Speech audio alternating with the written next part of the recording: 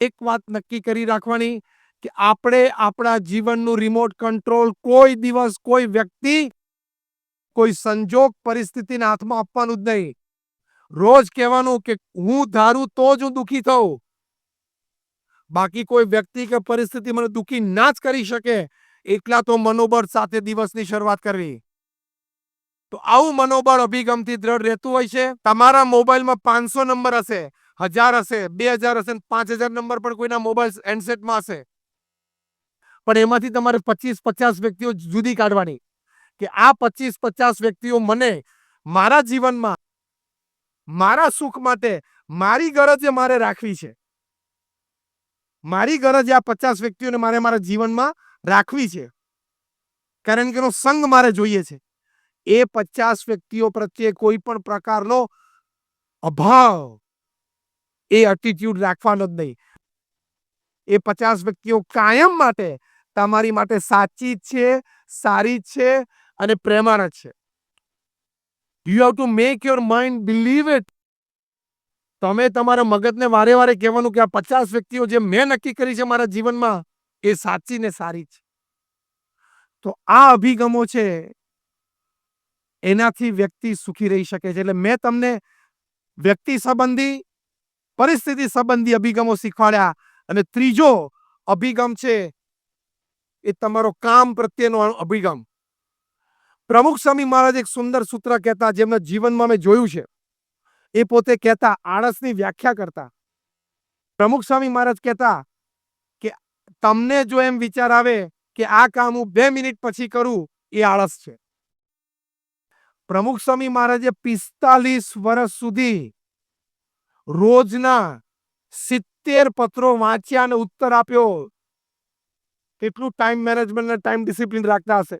1990 70 વર્ષની ઉંમરે રાત્રે 11 વાગે કોયમ્બતુર રેલવે સ્ટેશને પહોંચ્યા. તે દિવસે મોબાઈલ ફોન હતા નહીં, કોઈ એપ હતી નહીં કે ટ્રેન વહેલી મોડી છે. રાત્રે 11 વાગે ખબર પડી કે ટ્રેન તો 1-1.5 કલાક મોડી છે. પ્લેટફોર્મ પર પહોંચી ગયા. આખા દિવસના પરિશ્રમ પછી રાત્રે 11 વાગે પ્રમુખ સ્વામી મહારાજે 1990 70 વર્ષની ઉંમરે કોયમ્બતુર રેલવે સ્ટેશન ઉપર ત્યાં બેઠા બેઠા 30-35 પત્રો વાંચ્યા અને એનો ઉત્તર લખી કાઢ્યા. ટાઈમ, કામ પ્રત્યેનો અભિગમ. પ્રમુખ સ્વામી મહારાજને એક ડેન્ટિસ્ટ પાસે બોમ્બેમાં અપોઇન્ટમેન્ટ હતી.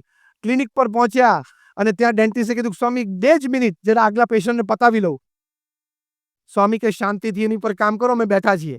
કે ના ના સ્વામી 2 જ મિનિટ છે. એ જેવા અંદર ગયા, પ્રમુખ સ્વામી મહારાજે સેવક સંતને કીધું પત્ર આપો. અને 2 મિનિટમાં પ્રમુખ સ્વામી મહારાજે 2 પત્રો વાંચી લીધા. અને ડેન્ટિસ્ટનું કામ પૂરું થયું પછી 2 ના ઉત્તર લખાવી દીધા. અહીંથી સુરતથી નીકળે અમદાવાદ જાય પ્રમુખ સ્વામી મહારાજ, તો ગાડીમાં પત્રોની થપ્પી હોય જ. 50-70-100 પત્રો લખ્યા પડ્યા જ હોય, વાંચી જ લેવાના. એટલે કામ પ્રત્યેનો અભિગમ રાખજો. સમય બહુ ઓછો છે પૃથ્વી ઉપર. તમે 70 વર્ષ પૃથ્વી ઉપર જીવશો, રોજના 8 કલાક સૂતા, એટલે 1/3 દિવસ તમે સુવામાં કાઢ્યો. 24માંથી 8 કલાક એટલે 1/3 જીવન તમારું સુવામાં જવાનું છે. તમે 70 વર્ષ પૃથ્વી ઉપર જીવો ને એટલે તમારા 23 વર્ષ તો ચોખ્ખા આખા ને આખા સુવામાં જવાના છે. તમને ખબર જ નથી તમે અસ્તિત્વ ધરાવો છો કે નહીં. એટલે સમયની બહુ કિંમત રાખજો. Don't pass time, otherwise time will pass you. એ અભિગમ સ્પષ્ટ રાખજો. એ કોઈ પણ પ્રકારનો આળસ નહીં, અભિગમ છે. દરેક મોમેન્ટની કિંમત છે, દરેક સમયની કિંમત છે. એ જીવનમાં દ્રઢ રાખજો. એ કામ પ્રત્યેનો અભિગમ છે. આવા 3 પ્રકારના અભિગમ, જે 3 ક્ષેત્રો આપણા જીવનના મુખ્ય છે: કામ, સંબંધો અને પરિસ્થિતિ. તો એ 3 પ્રત્યેનો અભિગમ આવા મહાપુરુષોના જીવનમાંથી આપણે શીખાય છે. લેથાર્જિક અભિગમો નહીં રાખવાના. લેથાર્જિક અભિગમોમાંથી આપણે ચેન્જ લાવવાનો છે.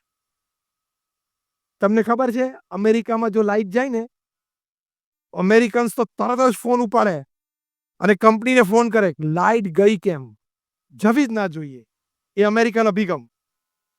જાપાનમાં જો લાઈટ જાય ને તો જાપાનીઝ બિચારો સેલ્ફ હેલ્પ છે.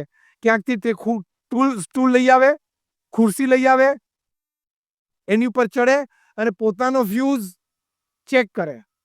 એ જાપાનીઝ અભિગમ.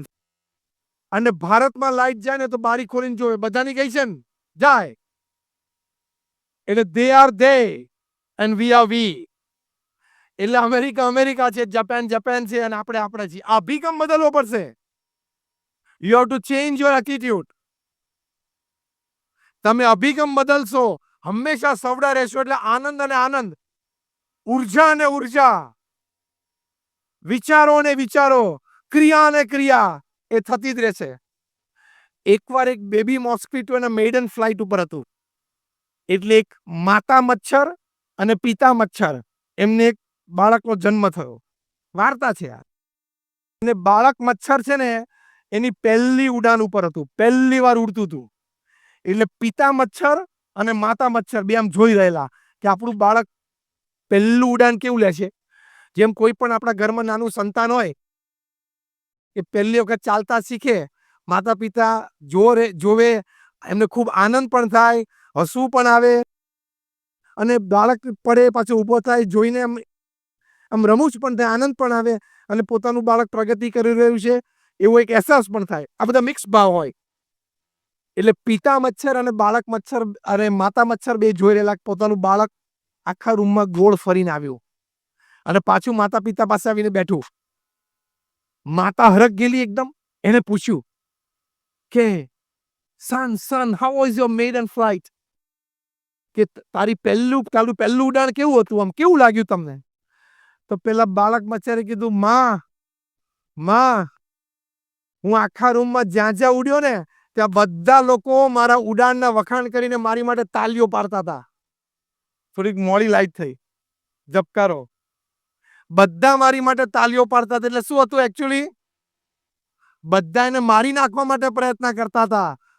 એક મચ્છરને પણ આવો જો વિચાર આવી શકતો હોય કે જેને મારવા માટે આવતા હોય એના માટેનો એક અભિગમ રાખતો હોય કે તો આપણી માટે તાલીઓ પાડે છે, તો આપણે તો મનુષ્ય છે. નાની નાની વાતમાં મન ખાટું નહીં કરી નાખવાનું.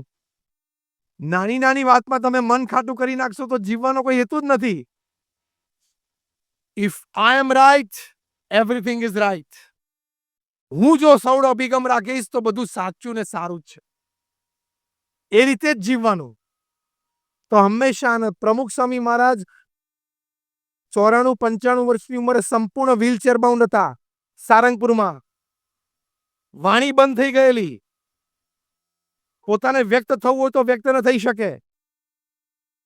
મોટી ઉંમરે જે ગંભીર બીમારી આવે એ પ્રકારની આ બીમારી, પણ અમે એમને ખૂબ સ્થિર અને શાંત જોયા.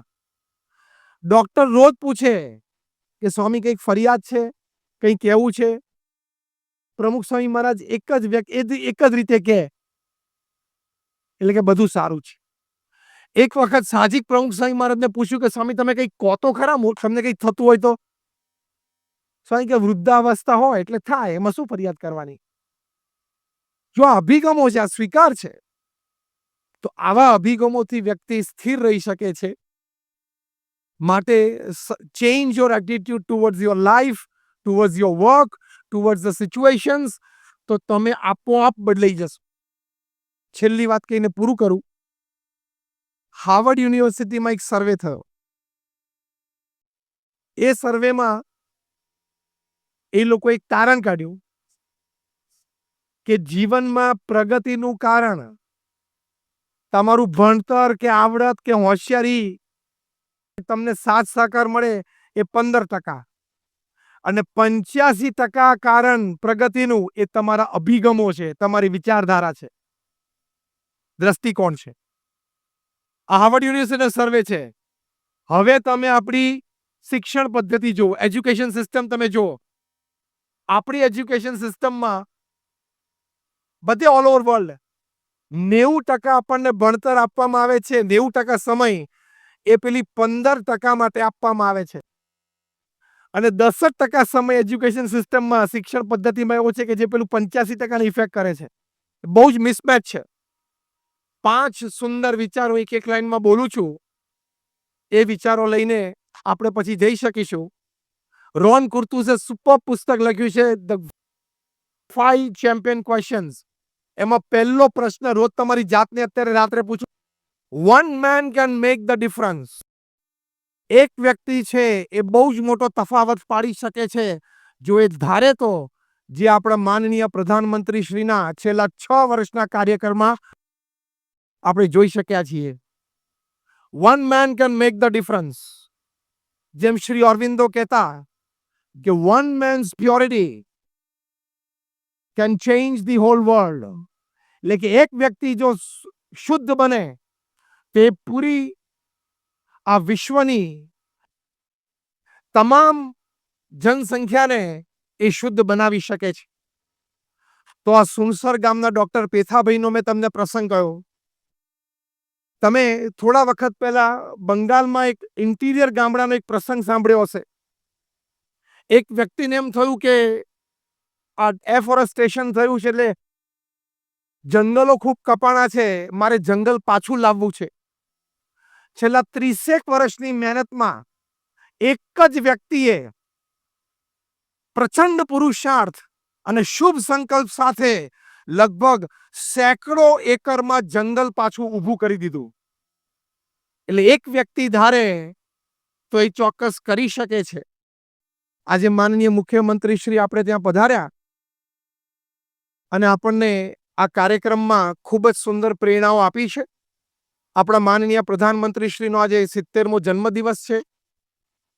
એવા એક સુંદર દિવસે આપણે સૌએ પણ પ્રતિજ્ઞા લીધી છે કે આપણે આ શહેરને સ્વચ્છ રાખીશું. અને જેમ મુખ્યમંત્રી શ્રી વિજયભાઈએ કહ્યું કે સુરત છે એ ખૂબસૂરત ચોક્કસ બનશે જ. આપણી વિચારધારા, આપણી દ્રષ્ટિ. And you can change your life by changing your attitude. American સાયકોલોજીના પિતામહ વિલિયમ જેમ્સ એમણે ખૂબ એક સુંદર વાત કરી છે. એમણે લગભગ 30 વર્ષ સુધી ખૂબ જ ઊંડાણપૂર્વક દુનિયાના એવા શ્રેષ્ઠ સફળતાને વરેલા એવા મહાનુભાવોના જીવનનો અભ્યાસ કર્યો.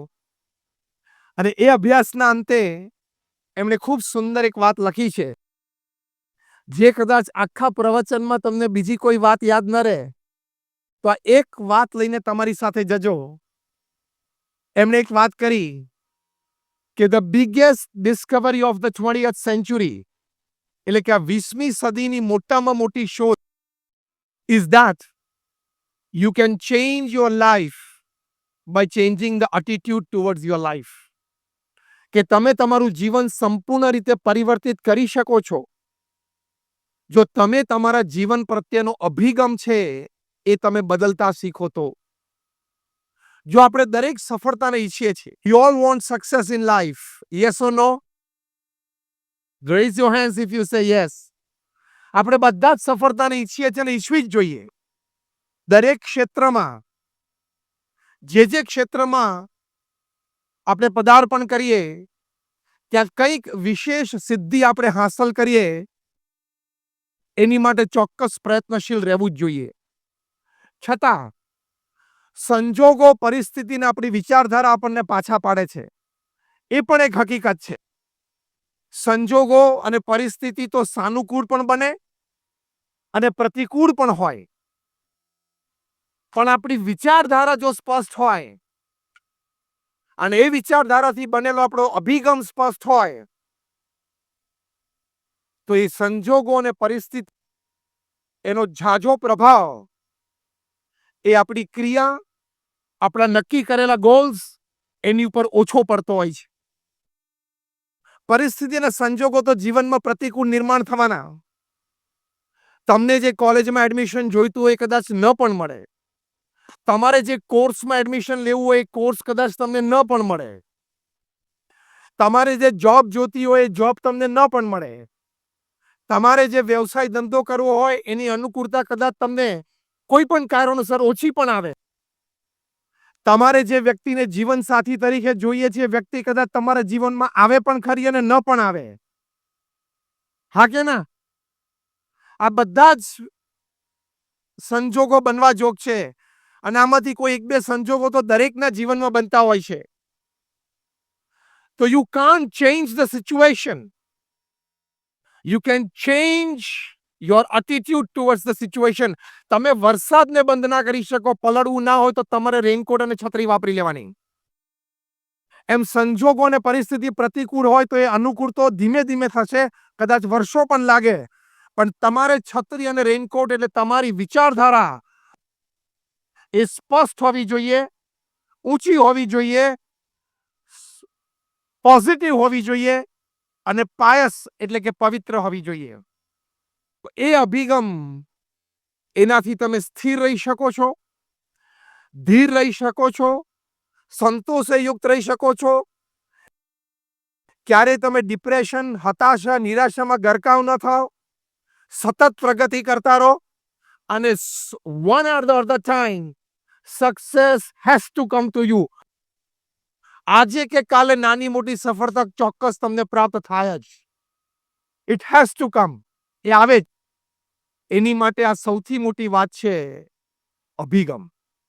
તમને આશ્ચર્ય થશે કે 1990ની સાલ સુધી એવી માન્યતા હતી કે જેની પાસે રિસોર્સિસ હોય, એટલે કે ફેમિલી બેકગ્રાઉન્ડ હોય, ધન હોય, આવડત હોય, ફેમિલી સપોર્ટ હોય, સોશિયલ સપોર્ટ હોય, એ વ્યક્તિઓ જીવનમાં આગળ વધી શકે, કંઈક કરી શકે અને કંઈક નાની મોટી સફળતા પ્રાપ્ત કરી શકે.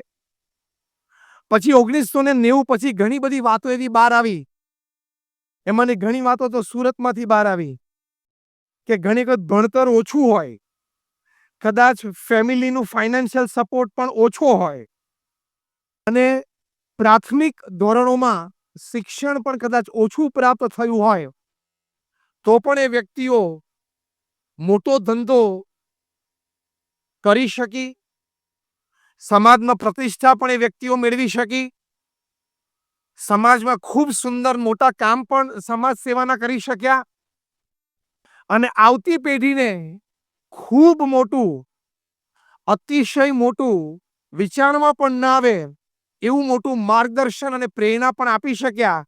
એમાંના ઘણા અત્યારે આપણી સામે બેઠા છે. આ બેઠા છે એ બધાને નાનપણથી કદાચ તમે અહીંયા બેઠા છો એમાં 90% ને અત્યારે જે સવલતો અને વ્યવસ્થા છે એ નતા. ગોવિંદ કાકા વાત બરોબર છે? મથુરભાઈ, લાલજીભાઈ બરોબર છે ને? લવજીભાઈ, અહીંયા બેઠેલા 90% ને તમે જ્યારે એમના જેવડા હતા ત્યારે તમારી પાસે જે સવલતો, વ્યવસ્થા, અનુકૂળતા, સહકાર એ હતો, એના કરતા આ લોકો પાસે 90% પાસે ઘણો વધારે છે. બરાબર છે ને? તો you only have to decide if they can, I can. તમારે એટલો જ નિર્ણય લેવાનો છે કે આપણા વડીલો અહીંયા શહેરમાં છે એ આપણા કરતા ખૂબ ઓછી સવલતોમાં નીતિમત્તા, પુરુષાર્થ, સવડા અભિગમો, પોઝિટિવિટી, સર્વેને સાથે રાખીને કામ કરવું, દરેક પ્રત્યે લાગણી, પ્રેમ, ભાવના, આવા સવડા અભિગમોથી આ કક્ષા સુધી પહોંચ્યા હોય તો આ શહેરમાં જ આપણી સમક્ષ આવા ઉત્તમ ઉદાહરણો છે, બીજે ક્યાંય બહાર લેવા જવાના નથી. એટલે આ વાક્ય તમે રિપીટ કરજો. If they can do, again, if they can do, એ લોકો કરી શકે છે તો આપણે પણ કરી શકીએ. વાત બરોબર છે ને? વાત બરોબર છે ને? પરફેક્ટ છે. એની જ માટે એક માસ્ટર કી તમને આજે અહીંયા આપવાની છે. બધા પાસે નાની મોટી સવલતો તો ઓછી વધતી હશે. તમારે ધંધો કરવો પણ હોય તો તમારી પાસે 25-50 લાખ કરોડ રૂપિયા ન પણ હોય, ન પણ થાય. તમારે ધંધો કરવો હોય ને કદાચ કોઈ પાર્ટનર મળે કે ન પણ મળે, હા, તમારી મહેનતની તૈયારી છે, નીતિમત્તાથી, પ્રામાણિકતાથી આગળ વધવું છે, એક વિચાર છે, તો હવે જે પરિબળ જોશે તમારે, જેના લીધે ઓછી સવલતો અને ઓછા સહકારથી પણ તમે આગળ વધી શકશો, એક જ મોટું પરિબળ છે. It is the master key અને એ છે એટીટ્યુડ એટલે કે અભિગમ. માણસને કોઈ દિશા નથી. એકવાર છે ને એક ભરવાડ ઢોર ચરાવવા ગયો. એક ગામડાની આજુબાજુ જંગલ જેવું હોય, વોકડો હોય, જંગલ હોય. તે જંગલમાં ઢોર અંદર ગયા. અત્યાર સુધી જાય છે, ભરવાડ ભેગો ગયો. અને એમાં પછી સાંજ ઢળી એને વાઘની ત્રાળ સાંભળી અને પછી એ તો ત્યાંથી ભાગ્યો. હવે પરિસ્થિતિ એવી બની કે વાઘ એની પાછળ દોડ્યો, એટલે દોડીને ઝાડ ઉપર ચડી ગયો. વળી ઢોર કંઈક ભાગી ગયા હશે, વળી વાઘની નજર માણસ ઉપર હશે એટલે ઢોર વળી બચી ગયા. વાઘ નીચે તપશ્ચર્યા કરીને બેસી ગયો, તને તો લેવાનો જ છે. આખી રાત બેસી રહી છે અહીંયા. એટલે માણસ જરા મૂંઝાણો, પણ સમજી શકીએ છીએ કે બહુ મોટો વાઘ હોય એ જલ્દી ઝાડ ઉપર ચડી ના શકે, ના ચડે. એ પેલો તો ઉપલી ડાળીએ જઈને બેસી ગયો. ત્યાં એક ગોરીલો વાંદરો એની સામે જોતા જોતા એ ઝાડ ઉપર આવ્યો. થોડી વાર એકબીજાની આંખમાં જોઈ રહ્યા એટલે પણ માણસ તો બહુ ગભરાઈ ગયો કે ઉપર રહીશ તો આ ગોરીલો વાંદરો મારી નાખશે અને નીચે જઈશ તો વાઘ તો છે જ. ત્યાં ગોરીલા વાંદરાએ કહ્યું કે તું ચિંતા ના કરીશ, તું શાંતિથી રહે, અને ભૂખ લાગી હોય તો બાજુના એક બે ઝાડમાંથી હું તને ફળ ફૂલ લાવી આપું. તો કે ના. એને ધરપત થઈ. રાત પડી એટલે ગોરીલા એને કહ્યું કે તું સુઈ જા. તો કે ના, પણ હું સુઈ જાઉં પણ મારી ડાળ છટકે હું પડું નીચે તો વાઘ તો બેઠો જ. તો કે હું બેઠો છું, તું ચિંતા શું કામ કરે છે, તને નહીં પડવા દો. એમ કરીને ડાળ ઉપર જરા બે ડાળ ભેગી હતી એની પર એને સુવડાયો. અને ગોરીલાએ કીધું કે રાત્રે 3 વાગે હું તને જગાડીશ, પછી હું અડધી રાત આરામ કરીશ. કારણ કે માણસ હતો થોડું વિવેક તો આવડે એટલે વિવેક કર્યો કે ના તમે સુઈ જાઓ. તો કે અડધી રાત હું સુવું, અડધી રાત તું સુવે. એટલે 12 થી 3 માણસ સુવે અને ગોરીલો ચોકી પેરો કરે, અને 3 થી 6 પછી ગોરીલો સુવે અને માણસ ચોકી કરે. બરોબર માણસ ઘસતા ઊંઘતો તે વખતે વાઘે ગોરીલાને કહ્યું કે આપણે બેને તો જંગલમાં ભેગું રહેવાનું, આ બહારથી આવ્યો છે, મારને ધક્કો. એટલે પેલો ગોરીલો કે ના, એ મારા વિશ્વાસે સૂતો છે, મારા વિશ્વાસે અહીંયા સૂતો છે એટલે હું એને ધક્કો તો નહીં મારી શકું. વાઘ કે કઈ વાંધો નહીં, હું નીચે બેઠો છું, હવે અત્યાર સુધી ખાલી માણસ મારા નજરમાં હતો, હવે તું પણ છું, બેમાંથી જે પણ હું એક લઈશ. ગોરીલો કે પછીની વાત છે, અત્યારનો વિશ્વાસઘાત નહીં કરું. 3 વાગે એટલે ગોરીલાએ વાંદરાને ઉઠાડ્યો. માણસે જોયું કે આ બરોબર છે, 3 વાગ્યા એટલે ગોરીલાએ કહ્યું કે હવે હું સુઈ જાઉં. એટલે માણસ જાગ્યો. કલાક એક થઈ હશે ને ગોરીલો આમ એકદમ ગહેરી નિંદ્રામાં હતો. એટલે વાઘે માણસને કહ્યું કે તું બૈરા છોકરા વાળો છું, આને કઈ છે નહીં, તું આને ધક્કો માર દે એટલે હું એને લઈને જતો રહું, અને પછી હું જાઉં, પછી દિવસ ઉગે એટલે તું ચાલતો ચાલતો જતો રહે, તારું ગામ તો સામે તને દેખાય જ છે. એટલે માણસને એમ થયું કે આઈડિયા તો સારો છે. એટલે એકાદ વખત વળી વિચાર કર્યો ને એને ગોરીલાને ધક્કો માર. વાંદરા કોઈ દિવસથી ઝાડ ઉપરથી પડે એ ગમે ત્યાં હાથ નાખી લે, ગમે ત્યાં પૂછડું ભરાઈ જાય. એટલે ધક્કો મારીને ડાળ ઉપરથી પડ્યો પણ નીચેની ડાળ એને પકડી લીધી. અને પછી માણસની સામે જોયું એટલે હવે આને તો ફફડાટ પેઠો. પણ શું માણસને તો આપણને પાછો રંગ બદલતા વાર લાગે નહીં. નાના ભાઈ સાહેબ મારી ભૂલ થઈ ગઈ, મારા મનમાં એવું હતું નહીં. અરે કર્યા પછી પછી એવું બોલે મારા મનમાં નહોતું, તો કર્યું કેવી રીતે? તમે બધા હસ્યા કે વેકો?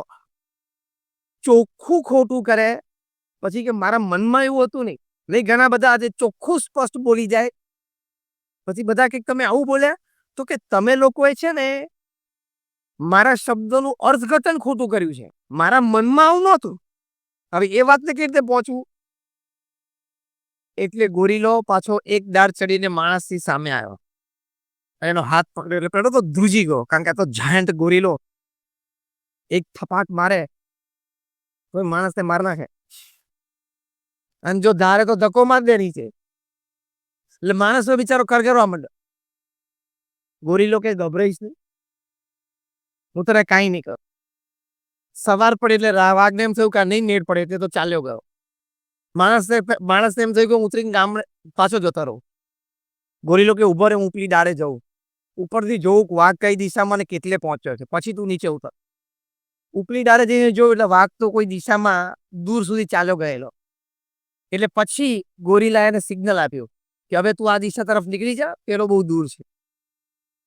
માણસ ઉતરવા જતો હતો ત્યારે ગોરીલો એની પાસે ગયો અને ગોરીલાએ એને એક વાત કરી. ગોરીલાએ એને કહ્યું કે તને શુભેચ્છા છે, તારા પરિવાર સાથે તો સુખ શાંતિથી જીવી શકે, પણ મારી એક વિનંતી છે. તો કે બોલો ને, શું વિનંતી છે? તો કે વિનંતી એટલી છે કે સમાજમાં તમને સ્કૂલ કોલેજોમાં જે ભણાવવામાં આવે છે ને તમે લોકો જે માનો છો ને એનું પ્રતિપાદન ના કરતા. ત્યારે ફરી એક માણસે પૂછ્યું કે એવું તમને શું ભણાવવામાં આવે છે અને શું અમારી સમજણ ખોટી છે તે તમે ના પાડો છો? એટલે ગોરીલાએ કીધું કે તમને જે સ્કૂલ કોલેજમાં ભણાવવામાં આવે છે ને તમે જે માનો છો કે માણસ છે વાંદરામાંથી ઉતરી આવ્યો છે એ ખોટું છે. તમે લોકો નાલાયક પ્રજા અમારા ખાનદાન જ્ઞાતિમાંથી ઉતરી ના આવ્યા હોય. તમે લોકો 21મી સદીમાં એટલી બધી હલકટાઈ ઉપર ઉતરી ગયા છો જેનું પ્રત્યક્ષ ઉદાહરણ આપણા બેના વર્તનમાં આપણે આજે રાત્રે જોયું. જેનું પ્રત્યક્ષ ઉદાહરણ આપણા બેની ખાનદાની વચ્ચે કેટલો ફેર છે એ આપણે જોયું. એટલે મહેરબાની કરીને બીજું તો મારે કંઈ કહેવું નથી, પણ તમે લોકો ક્યારે એવું બોલતા નહીં કે અમે વાંદરાઓમાંથી ઉતરી આવ્યા છે. અમારી ખાનદાન જ્ઞાતિમાંથી આવી હલકટ પ્રોડક્ટ હોય નહીં, જે હકીકત છે. તમે જોવો અત્યારે આ દુનિયામાં ભણેલા માણસે કેટલું બધું નુકસાન પહોંચાડ્યું છે. અભણ કરતા ભણેલા વધારે નુકસાન પહોંચાડે છે. અભણ માણસ ચોરી કરે તો 5,000 રૂપિયા 50,000 રૂપિયાની કરે, 5 લાખની કરે. અને ભણેલો માણસ ચોરી કરે ને તો 1 લાખ કરોડ, 1.5 લાખ કરોડ, 2 લાખ કરોડ સુધી પહોંચે. હા, ત્યાં સુધી પહોંચી જાય. સ્ટેડિયમ બનાવવાના 900 કરોડ રૂપિયા અને 15 વર્ષ પછી એ સ્ટેડિયમને રંગવાના 1400 કરોડ. બોલો, 2010.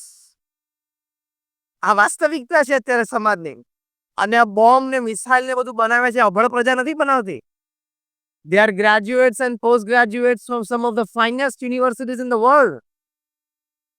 આજે બહુ જ મોટું બૌદ્ધિક ધન વિજ્ઞાનની દ્રષ્ટિએ 18,000 કલાક દિવસમાં લેબોરેટરી કામ કરે છે. શેની માટે? માણસને કેટલો વહેલો સાફ કરી નખાય, પૃથ્વી પરથી મનુષ્ય જાતિ મિટાવી ક્યારે જલ્દી શકાય, એની માટે કામ કરે છે. અને મોટા મોટા દેશના સરકાર એને પે કરે છે. R&D શેની ઉપર થાય છે? તને આટલો મોટો વિજ્ઞાન નો સ્નાતક બનાવ્યો એ આની માટે બના? તારે તો કંઈક 18-20 કલાક કામ કરવું જોઈએ, માણસ સુખી થાય એવા સંશોધન કરવા જોઈએ, પણ દિશા ભૂલ્યો. આ એક વાસ્તવિક પરિસ્થિતિ સમાજની છે. 21મી સદીની આ હકીકત છે. અને દિવસે દિવસે આ પરિસ્થિતિ જો આપણે સાચવીશું નહીં, જાળવીશું નહીં તો વધારે વકરશે.